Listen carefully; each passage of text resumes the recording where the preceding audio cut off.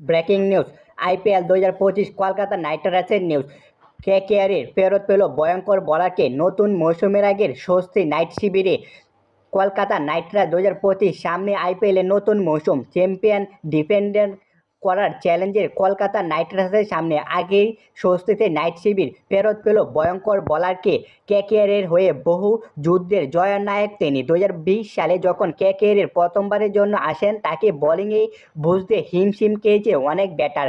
মাঝে 2022 সালে ফর্মে ওঠা নামা করার দলে নিয়মিত হয়ে পড়েছিলেন তিনি।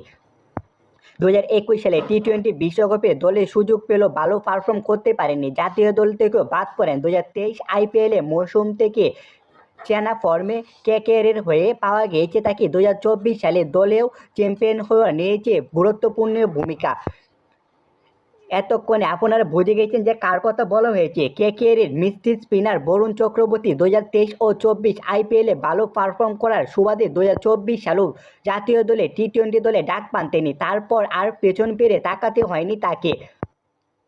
ভারতীয় দলের ফেরার পর থেকে একের পর এক ম্যাচ উইনিং নক খেলে যাচ্ছেন বরুণ চক্রবর্তী। ইংল্যান্ডের বিরুদ্ধে প্রথম টি-20 দুরন্ত পারফর্ম করে কেকেআরের স্পিনার 4 ওভারে 23 রান দিয়ে নিয়েছে 3 উইকেট, হয়েছেও ম্যাচ সেরা পুরস্কার পেয়েছেন বরুণ চক্রবর্তী।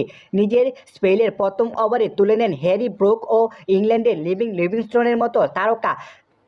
আউট করেছেন জস বাটলারকেও তিনি। ইংল্যান্ডের মিডল অর্ডারও ভেঙে দিয়েছেন, যা ভারতকে ম্যাচ জেতাতে সাহায্য করেছিল। সামনে আইপিএলের মৌসুম, তার আগে সেই পুরনো ভয়ঙ্কর রূপে ফিরেছে মিস্ট্রি এই স্পিনার। ভারতের পাওয়ার অনেকটাই স্বস্তি কেকেআর শিবিরে। আবারও আইপিএলে বেলকি দেখাতে পারবেন বহুরূপে বরুণ চক্রবর্তী।